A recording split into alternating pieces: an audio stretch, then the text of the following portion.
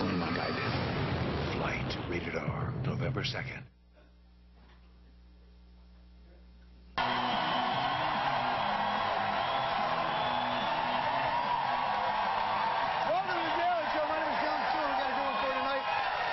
Gerard Butler's got a new film, Chasing Mavericks. It's a film following Sarah Palin around.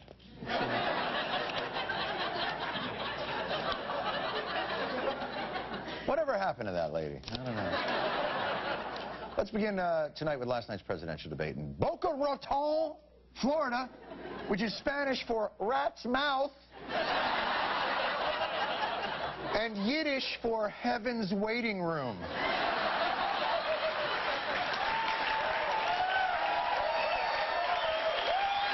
This is the third, and thank God, final debate between Barack Obama and Mitt Romney. The topic, foreign policy. Bad news for President Obama because... In the history of presidents of the United States, he's our worst at foreign policy. This is a very weak, ill-conceived foreign policy. Every place you look is failure. The Jimmy Carter years look like the good old days.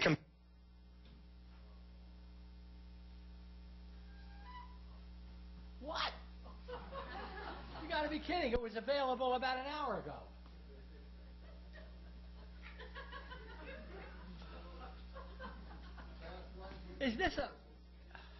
This is a very, very bad omen for my talk. Okay? Jeez.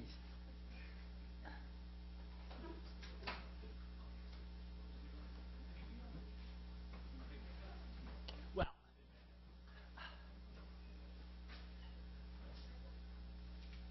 the point of the thing was that what John Stewart had was a comment by Obama on foreign policy, followed by a comment by Romney on foreign policy, which Romney did nothing more, nothing less than to agree with what Obama had just said, and that went on for about 8 or 9 or different comments and so forth, and then of course you can imagine what Jay Leno did for the rest of it. But before we get going, and before Emrys introduces me, I want to just point up a couple of other things on here, if I may.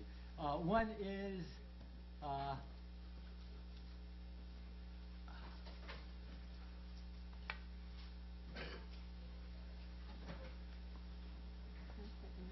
Oh, maybe that. Maybe I don't know. Where would this go? Into the...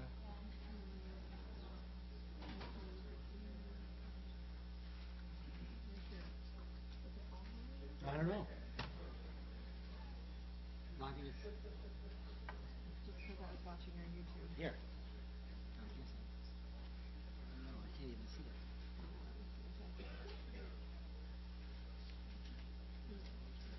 No. Yeah, that's it.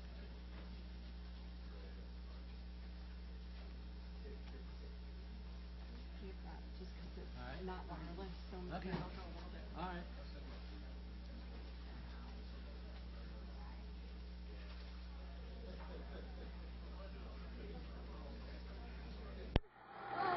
Just because I'm tired of Barack Obama and Mitt Romney. That's why you're crying?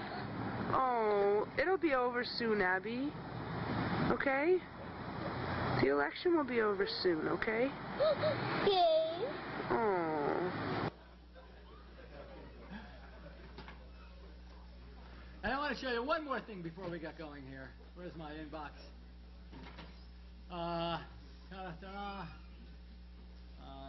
Westcott here. This is an article that appeared in this morning's New York Times, and I just want you to notice this line, okay? This is 1933, 1934. This is, well, actually, it's not 1934. It's probably 1932. This is a bread line. The bread lines are often 4, 5, 6, 7 people wide, going around entire city blocks and so forth. And the point of this particular column is that it's not how well are you doing better than you were 4 years ago. Let's compare 2012 to 1932, because the economic catastrophe that we were almost going to have we didn't have, and that I think has a lot to do with two things: the policies of the Bush administration with Paulson, and the policies of the current administration. We'll come back to that. Emrys, why don't you make your announcement, and then we'll get going here.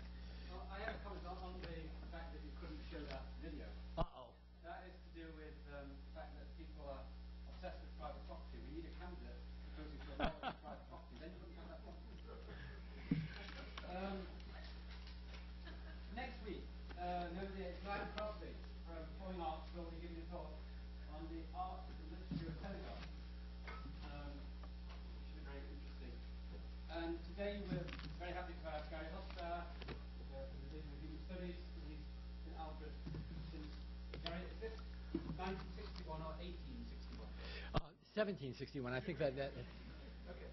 Well, anyway, we expect it's the latest in a series of remarkable predictive talks going back to the 1861 talk, why the sounds or members. Yeah, please don't ask me about predictions. I mean, I as I mentioned 4 years ago in this. Go ahead. Anyway, the title of your talk is Election 2012. Are we ready? Yeah. All right. Yesterday was Halloween. Halloween is a day when most of us, dress up and we pretend to be someone else, which is what Mitt Romney calls campaigning. And I want to begin today with, number one, thanks to the Division of Human Studies for sponsoring this. I want to thank Emrys for introducing me. I've done this now for about 4 elections, given this kind of pre-election talk.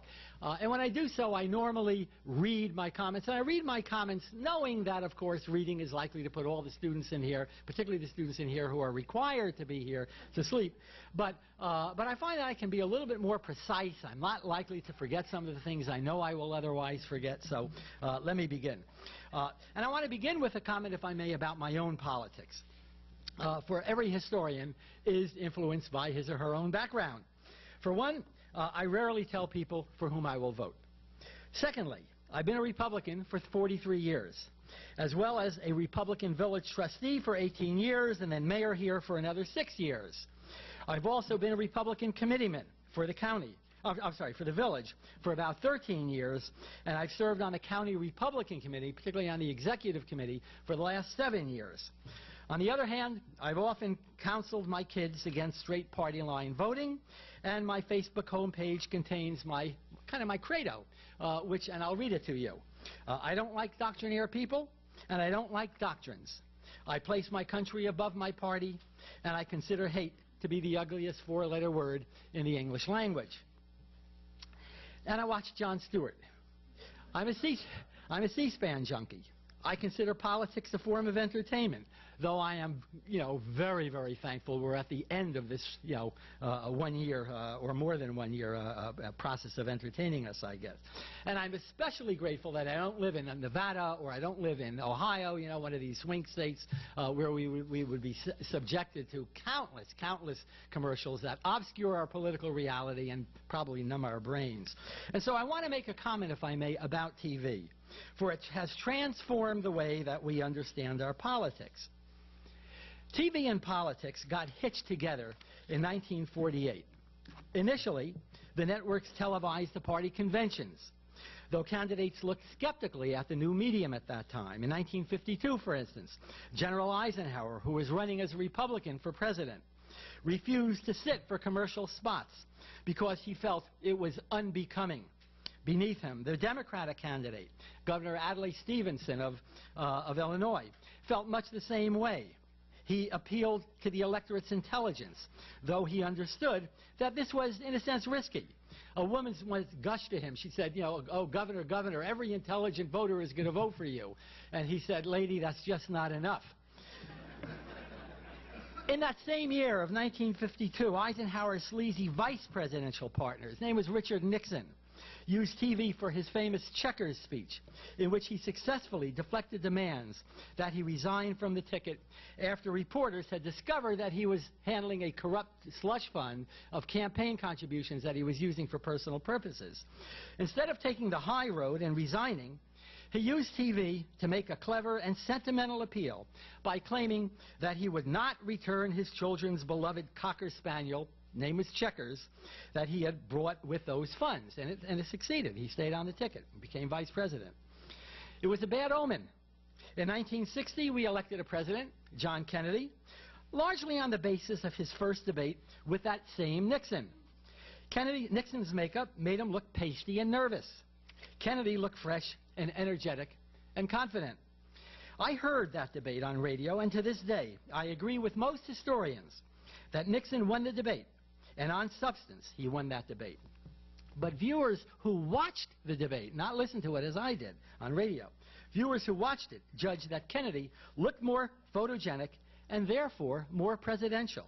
So Kennedy became president, and the tyranny of TV was off and running. And it was that same TV that gave us the racist Willie Horton ads that allowed George Bush I to defeat Governor Michael Dukakis in 1988. And again TV that doomed Bush I in 1992 because he had the bad judgment to look kind of impatiently at his watch during one of the debates against Clinton. My point? That TV has trivialized our politics. My God, these days, a candidate's physical appearance is more important than his policies. Could awkward and homely Abraham Lincoln win an election in today's TV culture? And I think the answer is kind of self-evident. But TV does something else. It makes us, well, it makes us stupid. 50 years ago, FCC, that's Federal Communications Chief Newton Minow, said that TV is a great wasteland. And nothing since then has changed. Our public, ladies and gentlemen, is, well, we're just not too informed when it comes to politics, and TV hasn't helped. TV should enrich our knowledge of public affairs, but we have today a public that is characterized by the following. Over 40% of Americans cannot name the Vice President of the United States. Fewer than one person in 100 can identify the 5 freedoms that our Constitution guarantees to us in the First Amendment. Most Americans do not know on which continent Bolivia is located, and fewer than 5% can locate Algeria on a map. Few Americans can explain how a bill becomes a law, and most have no idea what is contained in the important Dodd-Frank Act passed by Congress in 2009, and which just happens to be an issue, sort of an issue in the current campaign. Not 5 voters in 100 know the difference between Joe McCarthy and Eugene McCarthy. And very few can explain what the Electoral College is, though that number grew after the, and I'll kind of use the euphemism here, the disputed election of 2000. And my favorite, more Americans can name the 5 members of the Homer Simpson family than can name even one Supreme Court justice. Now let's remember Jefferson's observation that if a nation expects to be ignorant and free, it expects what never was and never will be. We can't afford that kind of ignorance, but we are too ignorant to understand that. Now, all of this may not strike you as terribly important, but what strikes me as important is that 17% of all Americans and nearly 40% of all the members of my own political party believe that Barack Obama is a Muslim and that he was born in a country other than the USA. Some of these folks believe, as does a local radio show host, that Obama was secretly sent here to destroy this country. You heard me right, to destroy this country, and that he's doing a good job of it. I'm not kidding. Who are the folks who sent him here? Well, that's always a bit murky. But a sizable number of those who believe this nonsense believe that God himself authored the Second Amendment. Put differently, what I'm trying to say is that there is a strain of paranoia in the American electorate, and most of it has a secure home these days, unfortunately, in the Republican Party. This isn't new. One of our greatest historians, the great Richard Hofstadter from Columbia University, who died about 20 years ago now, traced this paranoia back to the 19th century, when we even had political parties founded to resist the evil intentions of the Masons, or later of Catholics. I'm referring to the Know Nothing Party, of Catholics who were emigrating here after the Irish famine of the late 1840s, or of the Jews who were hated by the 1890 populace, or of the Mormons. This paranoia is a close cousin to the anti-intellectualism that has affected American thinking ever since the Great Awakening of the 18th century, and that which was an evangelical movement that ridiculed college-trained clerics much the same way that segregationist George Wallace, running for president in 1968 and against 1972, joined with Vice President Spiro Agnew to ridicule college-educated Americans as elitists. Today, that anti-intellectualism expresses itself in the anti-science beliefs of voters who believe that the Earth is only somewhere between maybe 6,000 and 8,000 years old, who believe that global warming is a hoax, who reject stem cell research, and who claim that rape shuts down a woman's reproductive system to protect her against pregnancy. Ignorance expresses itself in yet another way, and that has played a significant role in this year's presidential campaign. My guess is that all of you know that candidate Mitt Romney believes that all taxpayers should enjoy a 20% reduction in their income taxes. Not only because no one likes to pay taxes, but because he claims reducing them is the surest way to create jobs. How will reducing taxes create jobs? Well, the argument goes lower taxes will allow Americans to spend more on consumer goods, therefore stimulating manufacturing and other business activity. This, in turn, will lead to greater employment and a roadmap out of our Great Recession. Except, and the except is critical here, every important economist, and I'm not only talking about economists who have won Nobel Prizes, understands that this is a bogus theory. The theory has a name. We call it supply-side economics, and it was invented around 1979 by two men. By a University of Southern California economist named Arthur Laffer, and a editorialist for the Wall Street Journal by the name of Jude Wanniski.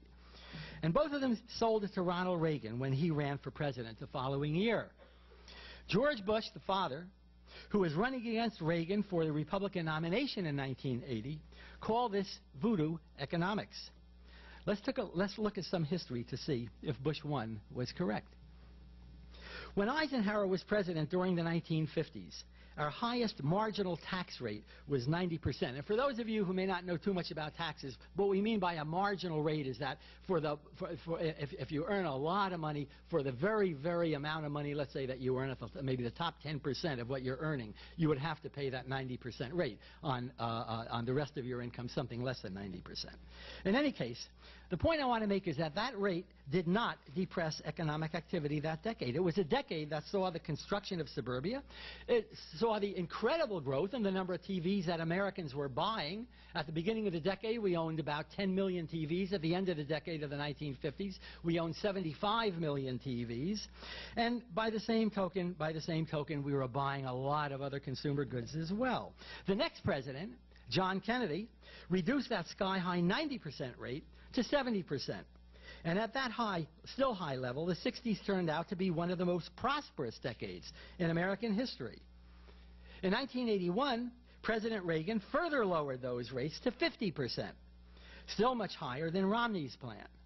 Again, we enjoyed prosperity, fueled by huge government spending on defense. President Clinton then further lowered the rates to about 39.6% in the 1990s. And when supply-side or George Bush embraced voodoo economics, I'm talking about George W. Bush recently, embraced voodoo economics and dramatically lowered tax rates in 2001 with the intention of firing up our economy during the dot-com crash at the beginning of his presidency. And by the way, he not only did that in 2001, there were two additional tax reduction bills that he sponsored.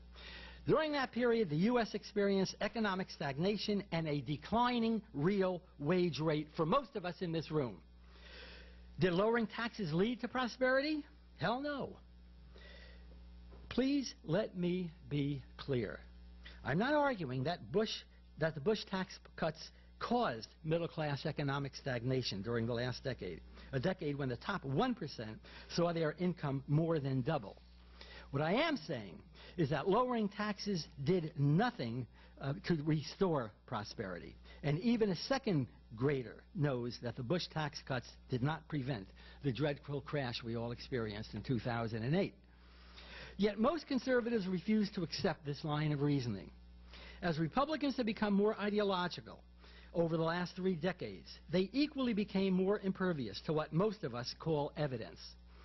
Supply-side tax reductions became an article of faith. And faith, ladies and gentlemen, is not compatible with rational thought. The result? That the Bush tax cuts, combined with the funds that the previous tax plan would have realized, meant that total revenues suffered by over $2 trillion billion dollars. Okay, that's with a T. Therefore, dramatically lowering, our total revenues, and of course, therefore sharply increasing our debt. At the very same time that we found ourselves fighting 2 wars, one in Iraq, which was largely itself a product of the ignorance that I was referring to before.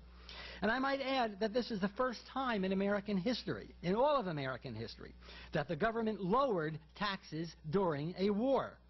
So with the wars costing nearly $150 billion a year, and with tax revenues falling behind, President Bush wound up increasing our national debt more than all presidents in American history combined, going all the way back to George Washington.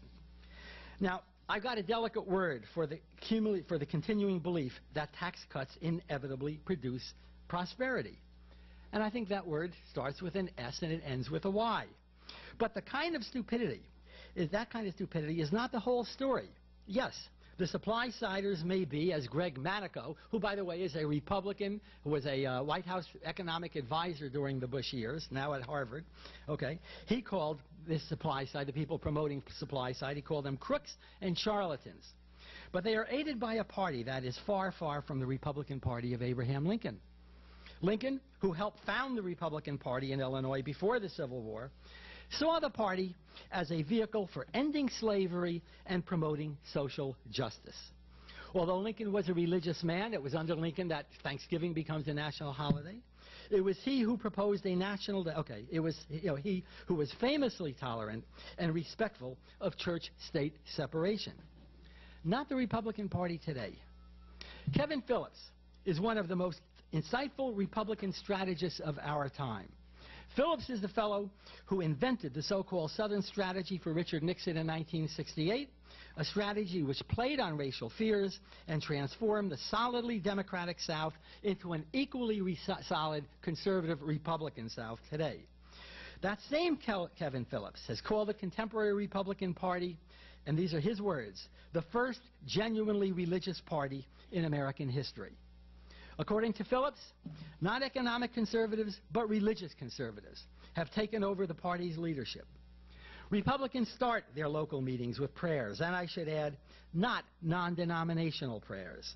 They confuse Tim Tebow with Jesus Christ. They denounce the absence of prayer in public school and believe that the United States is a Christian nation, despite the absence of the word Christianity, not only from the Constitution, but from the Declaration of Independence as well. Some of them want us to believe that a pregnancy resulting from rape is a product of God's divine plan. Well, not having spoken to God lately, maybe I'm missing something. But I do know that Kevin Phillips is raising an issue of profound importance when he addresses the evangelical character of the contemporary Republican Party. Needless to say, there's heavy irony here in that this party, which is home to Christian Zionists, evangelical Protestants, and of course some very, very conservative Catholics these days, has nominated a Mormon for president in 2012. Now I'm going to come back to this, but I want to elaborate for a few more minutes on this issue of religion. In 2005, one of the best news magazines in the world, I'm referring to Britain's The Economist, wrote that, and I quote, "Liberals regularly contend that one of America's 2 great parties is bent on creating a theocracy, backed by a solid core of somewhere between 1/4 and 1/3 of the population." And Bill Moyers, who I consider to be perhaps the most honorable man in the entire political universe, at least in this country, at least, since the death of Paul Wellstone, Moyers wrote, quote, "One of the biggest changes in politics in my lifetime is that the delusional is no longer marginal. It has come in from the fringe. For the first time in our history, ideology and theology hold a monopoly of power in Washington. Well, I don't think it's a monopoly. But I do want to remind you that Bill Moyers is himself a Baptist minister and understands the coded language of evangelicalism a hell of a lot better than most of us. This religious influence helps to explain why the Republican platform of 2012 has declared war on abortion, without exceptions like rape or incest, without exceptions. My God, even banning all abortions except in cases of rape and incest. A few years ago, just 20 years ago, was considered extreme. Today, that's mainline for the Republican Party. And it's no wonder that medieval candidates like Todd Akin in Missouri and Richard Murdoch in Indiana still have a good chance of being elected to the U.S. Senate. What they have said, and I'm assuming you know what they have said if you're here, what they have said is in fact consistent with the party platform. These are the folks who believe that 9/11 happened because, as televangelist Pat Robertson said, God punished us for our immorality. They believe that Islam is a false religion, no less than Shiites believe that Sunnis are agents of the devil. And they believe that people like me are going to spend eternity rubbing shoulders with Satan because only born-again Christians can achieve salvation. More troublesome is that they reject environmentalism because they believe the rapture is imminent, the last days. Contrary to their claims, they take the Constitution a lot less seriously than Tim LaHaye's Left Behind series that heralds the imminent second coming of Christ. These are the folks who are rewriting our children's textbooks, mandating in Texas, for instance, that teachers ignore the Enlightenment, that they de-emphasize Jefferson, and that they feature the importance of that 18th century Great Awakening. They believe that Europe is the home of the Antichrist and that the UN is a cesspool of evil. They believe in American exceptionalism. Exceptionalism, okay? And exceptionalism, which means not just that America is different from other countries, but that America is morally superior to other cultures. So when President Obama says that the U.S. has not historically respected adequately the aspirations of millions of people in the Middle Eastern countries, these conservatives damn him for supposedly apologizing for America's past behavior. The fact that 39% of Americans attend church regularly, compared to roughly anywhere from maybe 3 to 7% in many of the European countries, confirms this evangelical exceptionalism.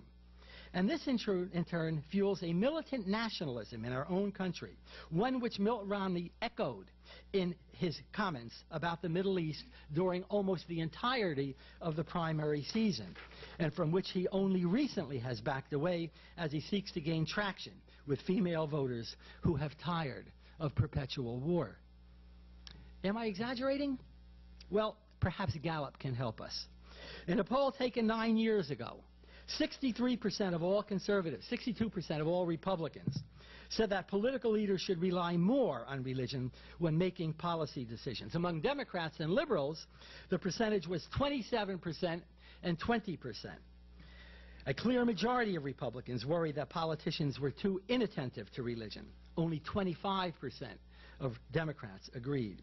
So religion and exceptionalism are related, and it's a connection that we can trace back to the earliest days of our own history, when the Puritan leader of Massachusetts, John Winthrop, labeled the new colony a, quote, city on the hill. Maybe that was true of a tiny Puritan community, but exceptionalism hardly seems the right word to use today in an age when the United States ranks 34th, that is between Romania and Cuba, ranks 34th in infant mortality, 34th in child poverty, 28th in preschool opportunities for our children, 14th in the number of prisoners. We have more prisoners as a percentage of the population than either Russia or China or Cuba. Okay? Even life expectancy isn't so hot. It's about 17%. We rank about 17th on that list of countries with from the highest life expectancy. All the more surprising because we have the most expensive health care system per capita in the entire world. Now, Even if Governor Romney does not subscribe to the militant beliefs of the most outspoken evangelicals, and the fact is that he does not, okay, so give him that credit, he surrounded himself with people who will promote their theological agenda. And in that sense, theology will, after a 4-year hiatus, once again return to the Oval Office. No wonder that the next president is likely to renew the ban on stem cell research. No wonder that the next president will see nothing wrong with the fact that more Americans reject the theory of evolution than support funding the National Academy of Sciences. These folks may condemn political correctness, but they certainly don't damn theological correctness. If some of Romney's evangelical advisors have their way, we may have to begin lectures like this with the Lord's Prayer and the Pledge. Well, it's obvious that I find this kind of stuff troublesome. I also find something else troublesome. And that's the economic fantasy that the foreign policy has embraced. Look, folks, we already have a $16 trillion debt. It must be reduced. It must, it must, it must. And those who claim otherwise, whether they're conservatives like Dick Armey or Dick Cheney, or whether they're liberals like Nancy Pelosi or Charlie Rangel, they are either lunatics or they are liars. I find it stunning that President Obama has remained almost silent on this issue during the campaign. But I understand why. Because reducing the debt will require changes in programs that might otherwise threaten his reelection. Those programs include the wildly popular Social Security program, which is easy to preserve. We can preserve it simply by raising the age of eligibility, and also by, among other things, we can increase the taxes that go to pay for Social Security. Here, too, Medicare is going to be a lot more of a problem. Here, the President and his Republican opponent have been, I think, irresponsibly silent. In truth, Obamacare has actually addressed saving some of these issues. Saving Medicare will require controlling the ever-rising cost of health care. This issue by establishing, and what Obamacare does is to create a commission that can make recommendations, mandatory recommendations, so it's really not recommendations, mandatory suggestions to hospitals in order to reduce costs. But that's a drop in the bucket. That's really not where most of the problem is going to be. Most of the problem is going to be because the baby boomers are getting older and they're going to be on a Medicare program that right now simply cannot pay for itself. Cost controls will have to include such things as paying doctors' salaries and ending the inefficient pay-for-fee system in which we patients pay for every test and every service that we get, nearly half of which happen to be unnecessary. Both candidates have sidestepped addressing the pay-for-service system in order not to stir up the hornet's nest of opposition from the American Medical Association. As usual, politics trumps common sense. Now, it didn't have to be this way. We've known for years that our fiscal house is in shambles. Obama even joined in an effort to provide a solution, which led to the recent report of the Simpson-Bowles Commission, a bipartisan group that recommended some very unpopular but necessary cuts in the area of both defense and social programs, and also some reasonable tax increases. Good liberals, like Nobel Prize-winning economist Paul Krugman, who writes for the New York Times, scream bloody murder. But most of the Commission's Democrats accepted the recommendations, understanding that the alternative meant suicide. Not so the Republicans. All 3 Republican members from the House of Representatives, including that Ayn Rand disciple named Paul Ryan, refused to sign on. Why? Why? Because of those tax increases. For today's Republican Party views tax increases in religious, not political terms.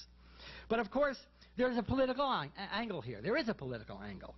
One of the 2 most negative and I think destructive figures in American politics today is a fellow named Grover Norquist. Some of you know who he is. Some of you probably don't know who he is. And he's persuaded all but about 5 of 250 Republicans in the House of Representatives to pledge in advance that they will support no tax increases under any circumstances. That's like a vegetarian pledging that even if he's starving to death, he won't kill a chicken.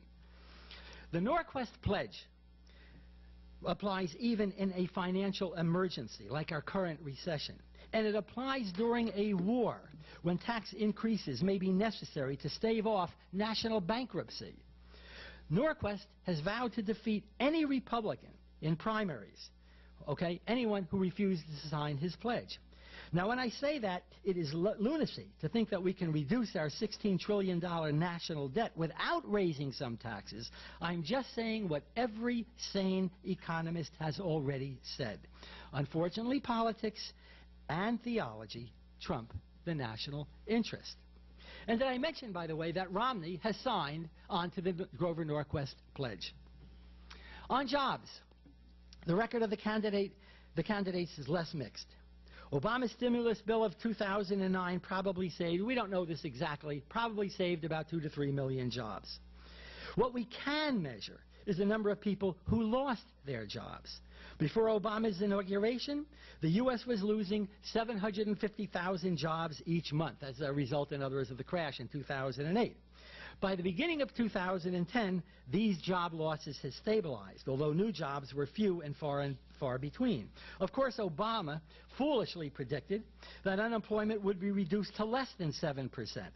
And that, of course, was not met. Our unemployment rate today is in the neighborhood, at least the official unemployment rate is about 7.8%, but the actual unemployment rate, because the official rate only counts those who are actively looking for jobs, the real rate is probably in the neighborhood of 13 to 14%.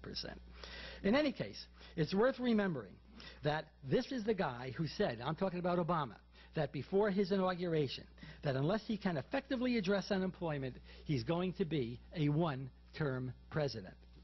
But the Republicans have been more irresponsible when it comes to the economy. For one, they have clung to the delusional belief that the debt can be reduced without raising taxes. And this stems from two things. First, it stems from their crackpot belief in supply-side economics that I discussed earlier. Secondly, it stems from their desire to shrink the size of the federal government, something that needs a closer look. Historically, the Republican Party has been of two minds about the size of government. Lincoln and the other founders of the party, all of them 19th century Whigs, believed that the government could and should promote business. They handed out countless millions of dollars in the 19th century for railroad development, for shipping subsidies and things like that. They raised tariffs to protect domestic manufacturers from foreign competition. They even used troops to quell labor unions, to quell labor unrest at the end of the 19th century. And even after the New Deal, most Republicans accepted the New Deal as part of the social contract that FDR had negotiated with the public, a social contract during the Depression that effectively saved American capitalism. The Social Security Act of 1935 passed with overwhelming approval of both Democrats and Republicans. In the Senate, there were only 6 senators in the entire Senate who voted against it. In the House of Representatives, 323 people voted for it, and only 33 voted against it. As I said, both Democratic and Republican support. However, there was no unanimity among Republicans during the 1950s. The most conservative wing of the party was led by the Senate Majority Leader from Ohio, Robert Taft, who distanced himself from the New Deal. Others, including the extremist John Birch Society, denounced Eisenhower, as it already had denounced FDR, as a communist out to, bring the country down. By the way, the father of the Koch brothers, 2 of the wealthiest men in America today, and 2 of the guys who really funded those anti-union campaigns in Ohio and then most importantly in Wisconsin earlier this year, their father was a member of the board of the John Birch Society. In any case, the Republican fringe has never accepted the New Deal, and that fringe has become the party's mainstream. The result? That today's Republican Party is hell-bent on repealing the New Deal. And that's also too important to slide over. One of my main points today is that Romney and especially Paul Ryan, reflecting the Republican hostility to the New Deal, will indeed destroy it. And they intend to do so in 2 ways. Number 1, by using Congress, if they capture the Senate, to repeal programs like Obamacare and Social Security via privatization. Secondly, they will appoint radical conservatives to the Supreme Court, men like Justice Alito and even Scalia. In the event you haven't noticed, the election of 2012 is not simply an election for president. It's also an election for the Supreme Court. And they have allies. The Tea Party for sure, but also a broader segment of the schizophrenic American public. Schizophrenic because we, of course, like our goodies, like those New Deal programs, particularly the ones that aided the middle class, and things like Social Security. But we also like small government, most of us. I hope every one of you is aware that the American Revolution back in the 18th century was the only revolution in history that shrunk the size of government. All the other revolutions, the Russian Revolution, the Chinese Revolution, the French Revolution of 1789, all of these other revolutions increased the size of government, centralized political power. The fact of the matter is that Americans have always, and I really mean always, been skeptical of governmental power. And they remain skeptical today. As Ronald Reagan said in his inaugural, we want to get government off our backs. As every Republican candidate has, for almost any office, has said in derisive terms, I'm from the government and I'm here to help you. Okay? That skepticism against government is one of candidate Romney's main weapons in his campaign to become president in 2012. And that helps to explain why Romney and Ryan, wedded to their Ayn Rand view of government, is, okay, I don't think that Romney is an Ayn Rand acolyte, but I certainly know that Ryan is, okay? Because no one, not even Ann Romney, really knows what Mitt Romney believes. I mean, you know, he told us one thing during the primary, he tells another thing today, okay? But by Ayn Rand, and I'm referring to the author of Atlas Shrugged and The Fountainhead, you know, who spurred a kind of cult-like school of thought committed to the ideal of rugged individualism in an age when, in the real world, we've outgrown 19th century individualism. If you disagree, I welcome you to tell me about the virtues of individualism when banks and corporations, as they did in 2008 and 2009, laid off nearly 4 million people and virtually destroyed the American housing industry. So yeah, we are schizophrenic. And that helps to explain why Romney will not specify the cuts to government programs that he will recommend until after he becomes president. If he actually answered questions about these cuts, he wouldn't become president. He had the same kind of thinking as Obama in some ways. The really weird thing is that the public, as well as the so-called liberal press, has allowed him to get away with this. A lot of you in this room are not going to enjoy, or may not enjoy, the next 4 years. Now, there's an element of this campaign that many of us find disturbing, and not only in respect to the presidential race. Romney's campaign against Obama is dreadfully negative. But then Obama's campaign against Romney is equally negative. They are negative because we love negative campaigns. We say we hate negative campaigning, but then we say we hate pornography. The campaigns are negative because, as everyone knows, negativity works. I sort of compare this to the way that news is presented. We say we don't like blood and sex stories.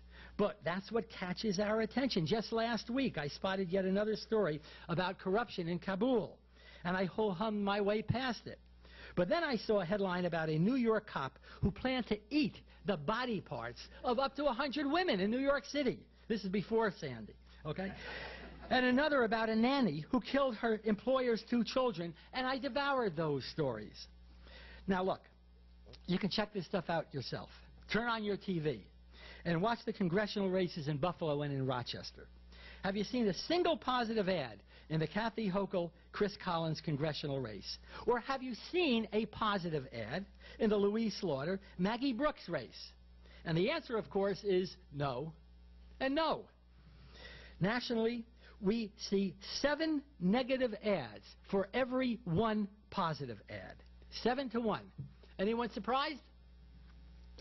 But there's more to negativity today than, but is there more to negativity today than in the past? In other words, are campaigns more negative today than they were a few years ago? And I think the answer is probably no. I doubt it. As early as the presidential election of 1800, Thomas Jefferson's supporters claimed that John Adams, Jefferson's opponent, was a royalist, meaning, in other words, that he wanted to restore something like the English monarchy, and that he loved our former enemy, Great Britain, more than he loved his own country. In other words, that he was an unpatriotic SOB. And Adams' followers, in turn, reminded voters that Jefferson was a bomb-throwing revolutionary and that he was sleeping around with his slave women to boot, which, of course, happened to be true. In 1828, Andrew Jackson's opponents told us that he was uncivilized and that his wife was a bigamist. His followers, in turn, claimed that John Quincy Adams, who was his opponent that year for president, and I remember Adams came from a very distinguished, very sober, New England family, claimed that Adams was not only effeminate and elitist, but that he had pimped for the Tsar of Russia when Adams had served in the American embassy in St. Petersburg. Now, I could go on and on for almost every American election. Grover Cleveland was damned for fathering an illegitimate child. In 1896, Republicans called William Jennings Bryan an anarchist out to destroy the economy. Some employers even told their employees not to bother reporting for work if Bryan should win the election. And by the way, there was an article in last Friday's paper about some employers in Florida saying much the same thing in respect to if Obama wins this election, which I kind of found historically interesting. By 1972, President Nixon destroyed McGovern by labeling the South Dakotan the candidate of, quote, anarchy, amnesty, and abortion. Republicans in 1988 used ads featuring Willie Horton and a photograph of Michael Dukakis sitting goofily in an Army tank as a way of destroying, Dukakis' chance to become president. And most of you remember how the Republicans in 1996 alleged that Hillary was involved in some shady land deals, while her husband Bill had ordered the murder of Vince Forster, a White House staff member who had very sadly committed suicide. The Democrats do this kind of thing too.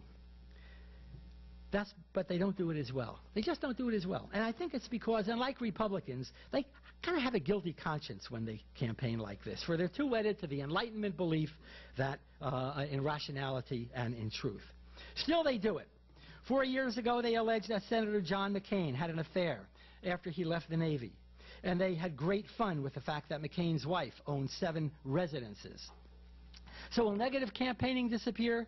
Only if campaigning disappears. Is it worse today than it was in other campaigns, earlier campaigns? I doubt it.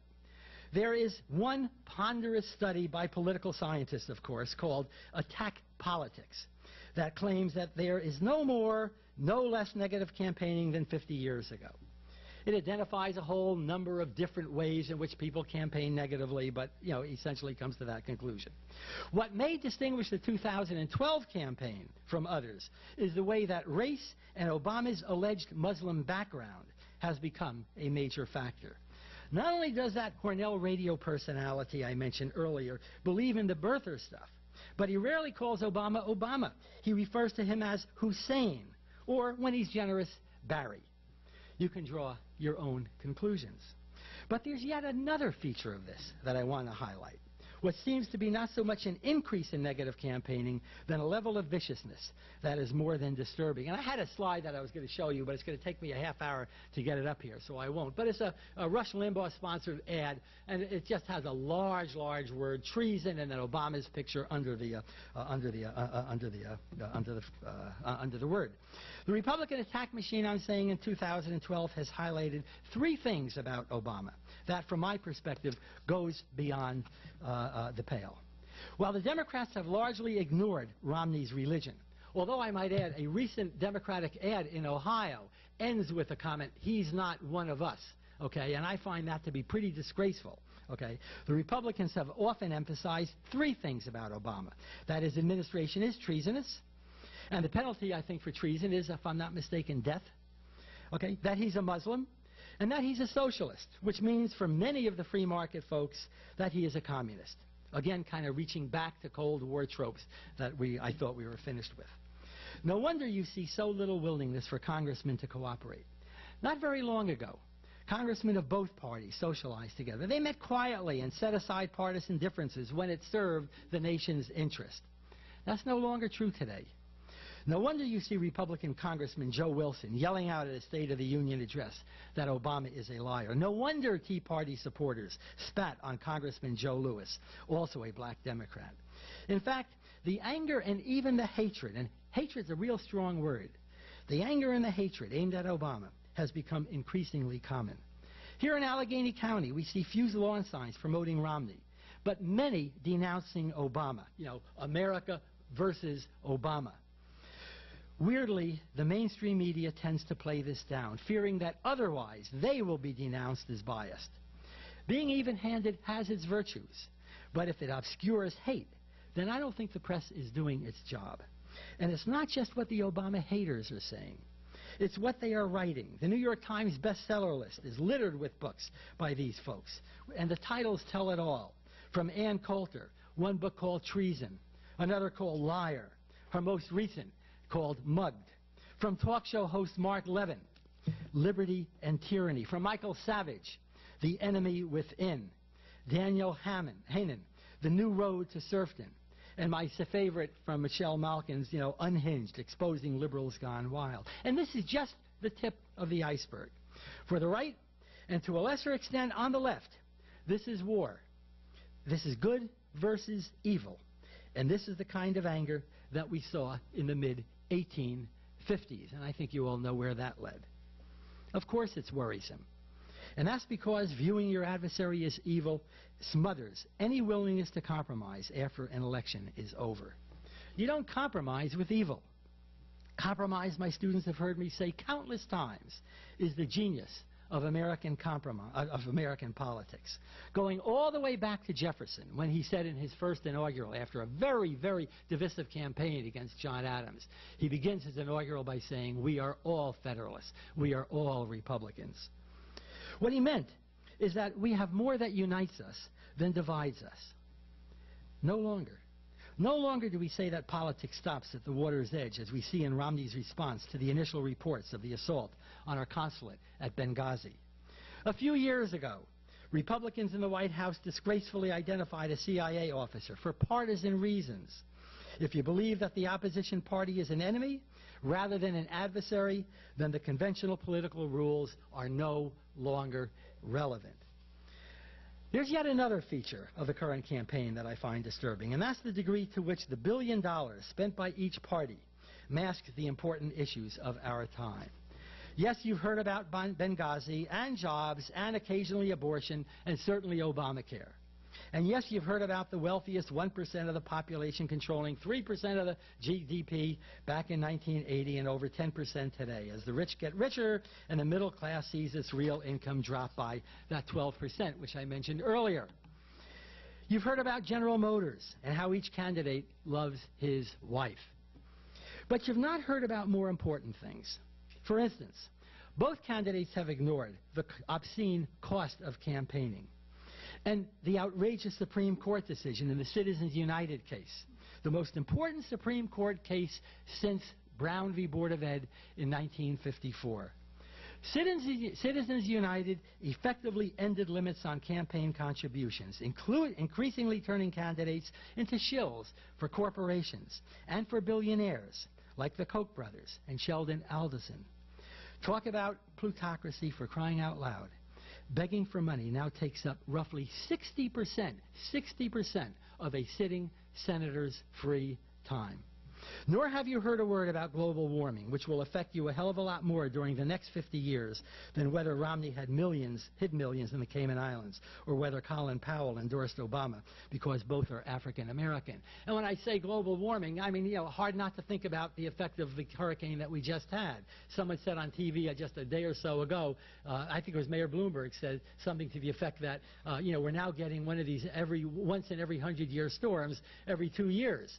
It may have something to do with climate change. Nor have we heard anything about addressing poverty, the way John Kennedy addressed Appalachia in 1960, or of the money we don't have to repair our crumbling infrastructure, or of the decline of middle-class income that I've already mentioned. We hear nothing about what either candidate will propose if the euro collapses. We've heard nothing about what either candidate proposes if Spain or if Greece pulls out of the EU. Both candidates have ignored the critically important need to pass Glass-Steagall. Glass-Steagall was a New Deal measure which separated out for banks, which separated out risky investments from traditional banking. That was repealed during the Clinton administration, and it should be repassed. It's not going to be repassed because neither candidate has an interest in passing it. And I think that, you know, without getting into a long laundry list of all of these things, I think you get a sense as to where I'm going. But I want to also note that neither of these candidates has in any way addressed a bloated defense budget, when our armed forces exceed the size of the next 10 largest armies in the world combined. Nor has either seriously addressed things like cybersecurity. I heard just this morning at 3 o'clock in the morning, I'm up watching C-SPAN, and I was listening to a panel discussion down in Washington over cybersecurity. At first I didn't even realize that it was a kind of simulation, because it was based on the idea that an oil services firm had been struck by hackers. We didn't know where it came from, other than that we knew it was, you know, some kind of a foreign attack, and it affected our ability not only to drill oil and so forth and so on, but to move oil through pipelines and whatnot. And we were vulnerable. And needless to say, this is not being attacked right, or not being addressed right now during the campaign. And I might also add that last week, I don't know how many of you know this, but last week 4 of our major banks had their internet banking operations shut down by hackers. And we do not know where the hackers came from. They may have been domestic, they may have been Iranian, we have no idea. We have no idea where they came from. Okay? We haven't addressed fracking, which of course has something to do with our own environment. There's a talk just this evening in the Alfred Station Fire Hall on the subject of drilling and fracking for natural gas right here in our own neighborhood. In other words, these candidates have ignored not some, but I think most of the key issues that your generation will have to address in the next half century. And so you might be thinking, well, maybe all this is true, but who in the world is going to win the election on Tuesday? Okay, first I want to ask a question. Is there anyone in this room from Ohio? You are. Can you tell us who's going to win the election? You can. Okay. But I'll try to give you an answer. And as a matter of fact, I'm going to give you a slightly different answer than I thought I was going to give you. When I originally kind of worked out this talk a few days ago, and this is over the weekend, at the beginning of the weekend, I was quite sure that Romney was going to win the election. And the reason I was sure that Romney was going to win the election is because, for 2 reasons. Number one, I think that, you know, after the first debate, the Denver debate, I think, was a very, very important moment, as I think most of us realized, in this campaign. Until then, I think it was quite clear that Obama had an easy lead. After November, what Romney became was kind of a threshold moment for Romney. He became a credible candidate, okay?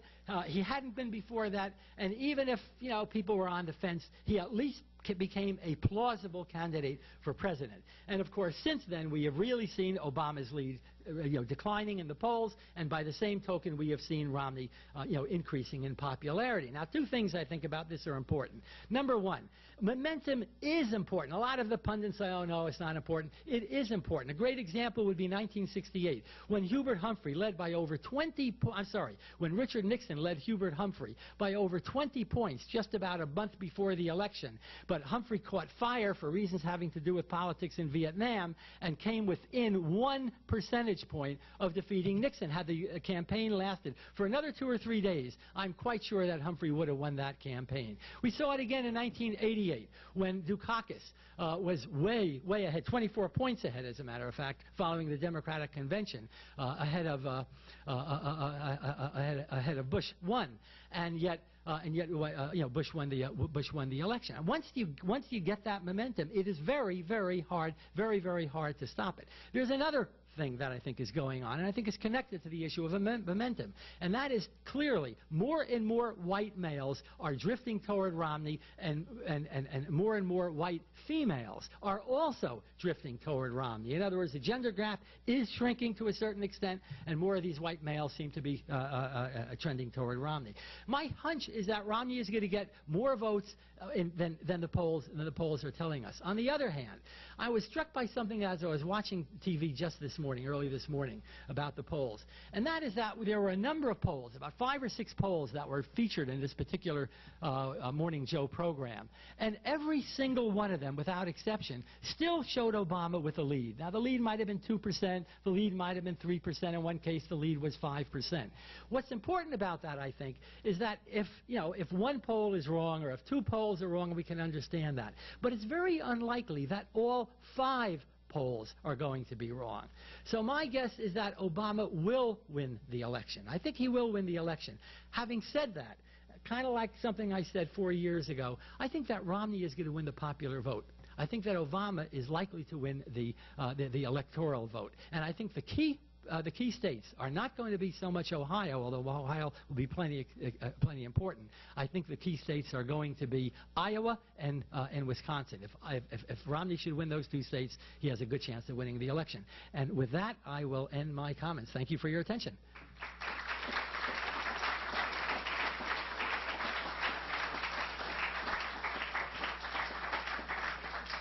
It's later than I thought. I really thought I had this kind of down to 40 minutes, and I was wrong about that. But I'm happy to take questions from the audience if I can see you.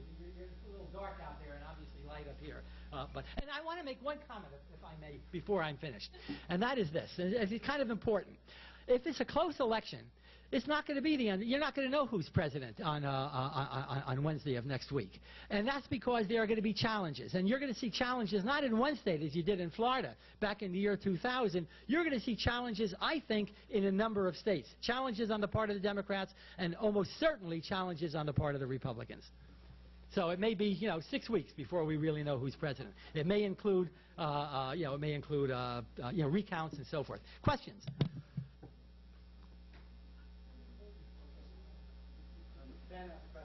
I can't see. Yeah. What's your comment on the use of data mining and predictive diagnostics in the election? That wasn't very prominent in 2008, but it was very prominent. Yeah, data mining and so forth. Yeah, it is. It's very sophisticated. But it hinges on something, okay? And that it hinges on whether people are actually going to vote. I asked my own classes just within the last, just today, how many students are going to vote. Fewer than half of my students intend to vote. In one class, only 7 out of 31 students said that they're going to vote. So if there's an enthusiasm factor out there that worked for Obama back in 2008, I think it's gone. Okay, and I think that that's going to have an effect. I think obviously it's going to have an effect. How much of an effect remains to be seen. Some of the pundits are saying these days that the election is going to be decided not by the polls, but it's going to be decided by the kind of groundwork. The knocking on doors, the telephone calling, not robot calls, but actual telephone calls and people knocking on doors to get the vote out. I think that's correct, and I think that if the enthusiasm factor works for the Republicans in that sense, they're going to win the election. And I think that if it works less well than I think it's going to then I think that maybe Obama will win a popular vote. Yeah. Who do I think is going to take Ohio? I think Obama is going to take Ohio by 2 percentage points. Yeah. Yeah, I will. Voter suppression, look, we have a long history in this country of voter suppression. We use poll taxes, we use literacy tests and so forth to make sure after the Civil War that blacks would not vote. And we continued to do that until roughly the 1950s, actually we did it until 1965 when the Voting Rights Act made that illegal. We see a return of that kind of thing now.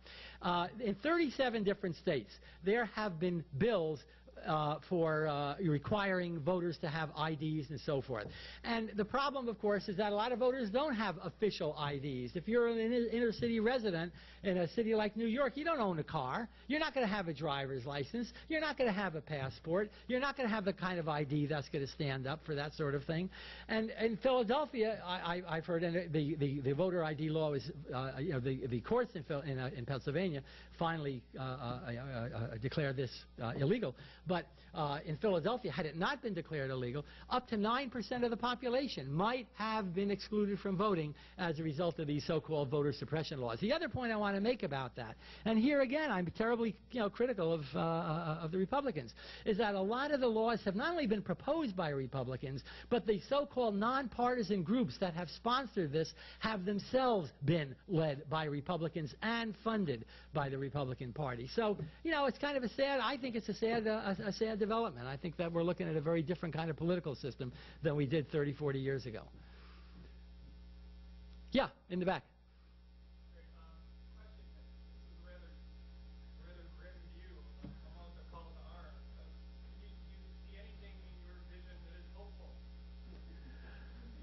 Well, I mean, I think that, yeah, I do. For good or ill, one thing that I find very hopeful is the amount of debate. okay, we still have free speech. We still have a free press. The First Amendment, you know, one of the things about the Ayn Rand conservatives, you know, the Paul Ryan conservatives, is they appear to be every bit as supportive of civil liberties, you know, the First Amendment freedoms, as a lot of the Democrats. And I think so long as the courts remain behind that, I think that, you know, I think that's a very, very good sign. Secondly, you know, we have, you know, times change. You know, I've, you know, outlined the change, I think, over the last 30 to 40 years. You know, will things change back? Will they? You know, perhaps they will. If you want change, you know, the thing that leads to change more than any other single thing within the context of the American political system is catastrophe. Okay, whether that catastrophe is a Great Depression of the 1930s or whether it's a Second World War or whatever, you know, extreme events lead to change. And I don't rule that out at all. But on the other hand, I am plenty concerned about the degree to which money increasingly affects the political outcome. I mean, the best way to deal with the issue of money in politics is to say we're going to have publicly funded elections, the way they do in most of the European countries. But there seems to be very, very little support for that kind of thing in this country, and you can bet your lives that the networks, you know, and the newspapers, the people who benefit from all of these ads and so forth, are not going to be very enthused about public funding. Any other questions? Yes. One more. I'll take this last question and then we'll go.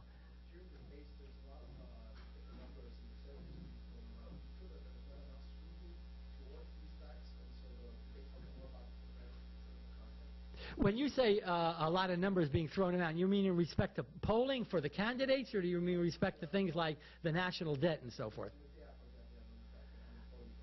Yeah, by and large, I think that those are, you know, those figures generally tend to be legitimate. When it comes to things like unemployment, productivity, and whatnot, there are very, very professional agencies in Washington. You know, they may not tell you what you want, in which case perhaps you're going to claim that they're biased. But you know, by and large, the people who man these agencies are pretty straightforward, pretty honest. I think that there's a lot of professionalism there. And so for the most part, when it comes to something like unemployment, I'm willing to accept the numbers. Now remember, I already said here that when it comes to unemployment, there's an official number, which is, you know, what we usually use, and then there's an unofficial number, and we hardly ever refer to that. But I think those numbers are relatively accurate. Okay, I'm going to let you go. It's about 1/4 after. I'm sorry that I went this late, but I do thank you for your patience. Thank you very much.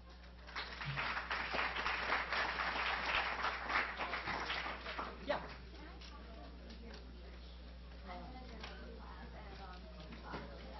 Oh, yeah, I'll give you a copy. Yep.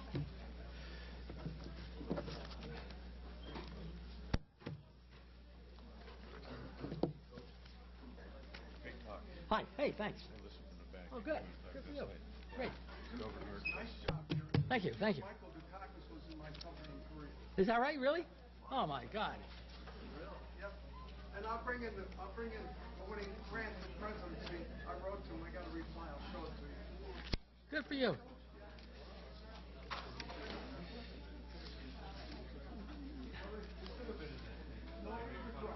Yeah. Written notes. Do you ever make a copy of that available? Well, these are my written notes. They're not notes. I mean, I wrote it out. Yeah. But I'm giving it to a student reporter right here. So yeah, I make it available. I mean, I said it publicly. It's being recorded and so forth. So if you want to take a look at it, you're welcome to do so. Oh, for me? Yeah. I mean, I don't publish it. I just have it on my computer. Write me an email. My ostrower@alfred.edu. My last name at ostrower.edu. What? OSTR. OWER. OSTR.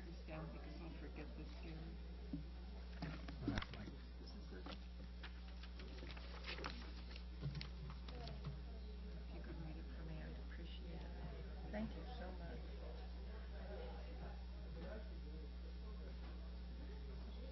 Brian? You still here? Yeah.